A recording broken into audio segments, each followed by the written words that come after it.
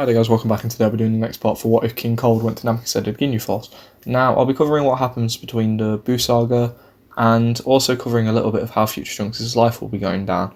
So let's get right into this. Now, last time we left off with Vegeta taking down Cell using the Force Spirit Fission technique, making Cell cough up both androids who were grabbed and saved by Krillin. While Vegeta finished off Cell, now we join our heroes who are heading over to Vegeta, who is annoyed he had to resort to using the Force Spirit Fission, however he is happy he won. Everyone congratulates Vegeta for his victory, with both Future Trunks and Tien asking questions about the technique, with Vegeta giving a bit more of an explanation of what it is compared to Krillin and Goku, who didn't know too much, and this helps everyone understand it a lot more. Now Trunks looks over to Krillin, who is holding on to the androids and getting ready to carry them away, with him realising these are the androids who attacked him in the future and explaining this to Krillin, and he goes to destroy them. However, Krillin intercepts and explains how they are actually outmatched at the moment, and also how they haven't really done anything wrong in this timeline, so if it's all the same to him, he would like to leave them to live out their life. Trunks, who can't really argue with his master, agrees to this and actually offers to carry one with him.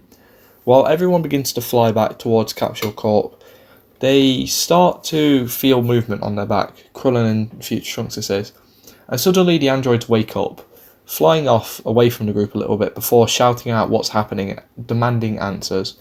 With Krillin being a lot more confident in himself here, he actually gets up and explains what's happened to them, and how they were just trying to save them. The androids notice that Goku is there, and it is still sort of programmed into them to kill Goku. However, they soon figure out that they don't really stand a chance at the moment.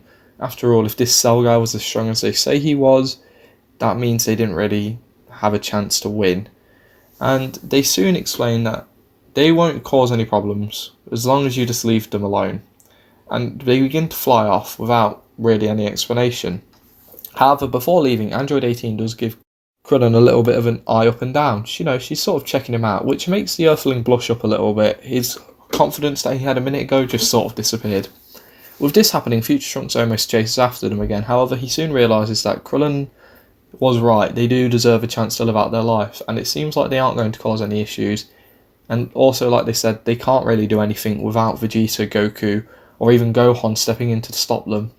So everyone heads back and they decide to celebrate their victory at Capsule Corp, with a few days going by before Future Trunks decides that he wants to head back to his own timeline, with him and Vegeta saying goodbye, much like in canon. However, the two are much closer here. But before leaving, Trunks does ask Krillin a few questions. First of all, he asks, does he know how to get to Yardrat?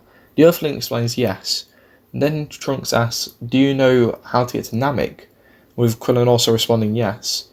Trunks takes all of this information in and nods, and he explains that, thank you. Krillin asks why he wants to know all this information, and Trunks just goes on to explain that it was just a quick question he wanted to know. The time traveller climbs inside his time machine and heads back, saying goodbye to everyone. Upon arrival back at Capsule Corp in the future, he is greeted by his mother and Master Krillin, who are both happy to see him. But Krillin's really shocked with how strong he can sense the boy has become. And he's not even in his base, but he's miles above Krillin right now. Now, much like normal, Trunks eventually heads off to murder the androids and deal with Cell when he shows up. And once this is all dealt with, Trunks actually walks up to his Master Krillin and begins to ask him some questions. He wants to understand why Krillin never went back to learn the Spirit Fission technique that his father knew, with Trunks sort of pushing this in an aggressive way, with Krillin explaining that the Spirit Fission technique wouldn't defeat the androids. He explains that he never went back because it wouldn't work. He saw Vegeta use it against the androids and it had no effect on them at all, so he saw it as pointless. All the other techniques on Yardrat wouldn't really help, minus the healing technique, but he didn't want to leave the planet unguarded, and at the time you were very young, and Gohan needed some help, watching over the Earth. So for the most part I just didn't go just to risk the planet being destroyed. Trunks then goes on to ask why did he never go to Namek to wish back everyone on Earth, to make the fight a bit more easy. Krillin goes on to explain how he never did it because one day recently he sensed the Namekians just disappear all of a sudden. Like, he sensed a big power there, and for a moment it sensed like Frieza or King Cold, but different, and he couldn't quite figure it out. He wasn't sure who it was, but just like that the Namekians disappeared. And so did the power. It was really weird to him. Trunks, who finds this quite frightening, but also understands that he is stronger than Frieza and King Cold, just shrugs it off. He then goes on to ask to be taken to Yardrat. He wants to learn other techniques so he can defend the planet much better. And Krillin does agree, taking the hybrid to Yardrat, and he even decides to learn some of the techniques for himself.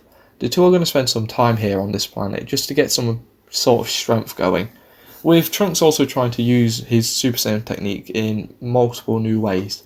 However, for the most part, this is where I'm leaving the future timeline for now. Now, we jump back to our timeline, where the world has entered a time of peace.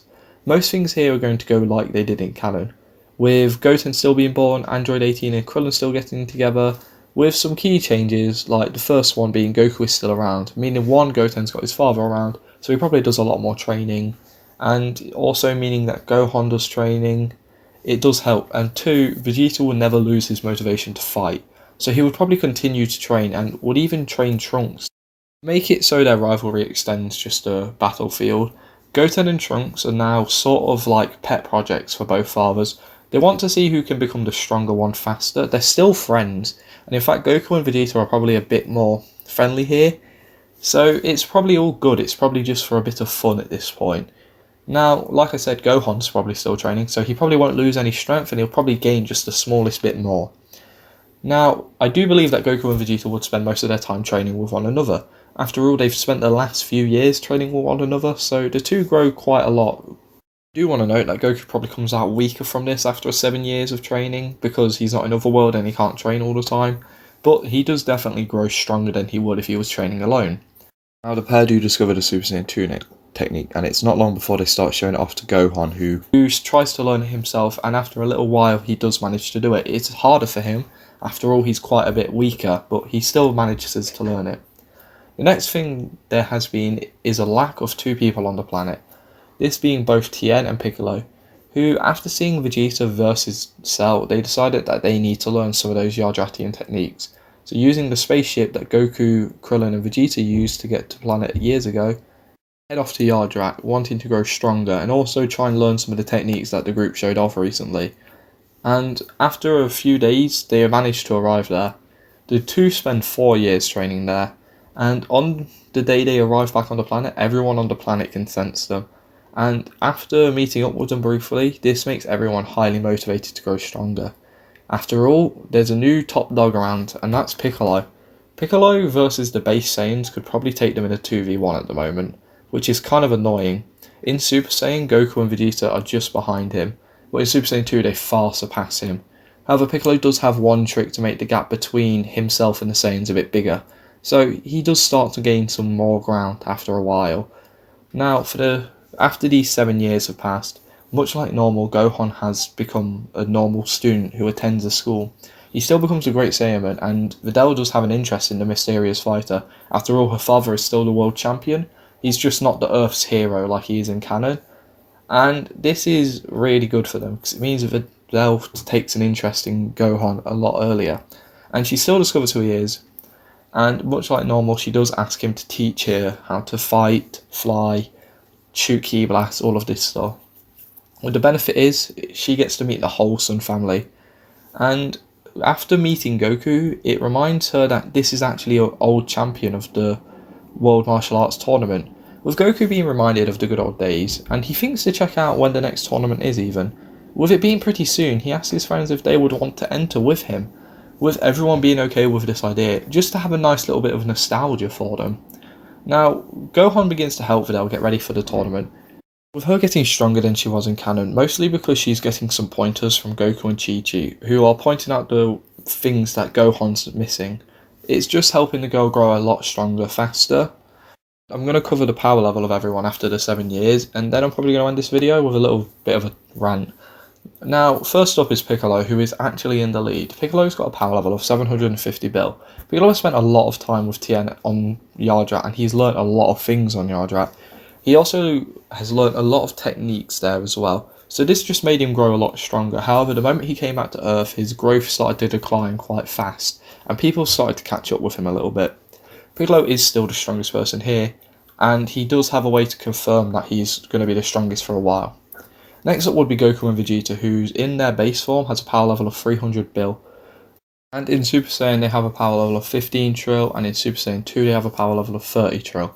Now, the pair have been sparring one another quite a lot, and they've been training up their children to become stronger as well, with Gohan being the main person who slacked off quite a bit.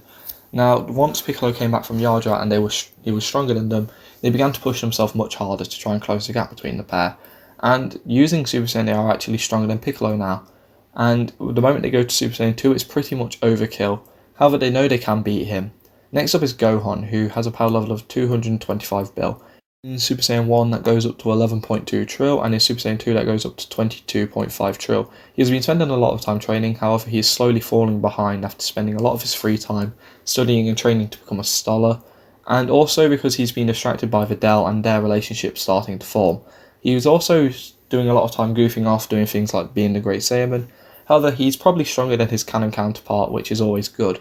Next up would be Goten and Trunks with a power level of 150 bill each. In Super Saiyan 1, that is a power level of 7.5 trill.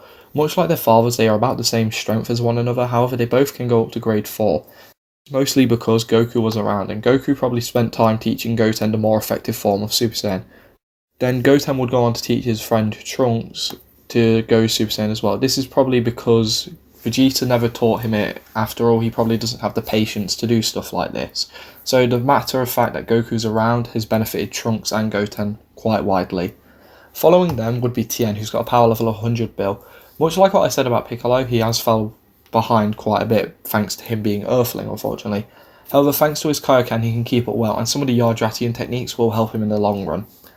Following up with Tien would be Krillin with a power level of 75 bill. He has fallen behind now, and he is trying to catch up. However, he has a family to care for now, so he doesn't spend all of his time training like he used to. However, he does spend some time training with Android 18. After all, he has spent a lot of time with Saiyans, so he's probably picked up a little bit of enjoyment out of training just for fun. So he's keeping up by a small degree. Now, next up is Yamcha, who has severely fallen behind. He's now got a power level of 25 bill. He's fallen behind mostly because he's been concentrating on his baseball career a lot more than he is in canon. After all, he hasn't really been able to help out much recently. But he is also training slightly, and thanks to him being able to use the Kaioken, he is able to keep up slightly, which does help him really.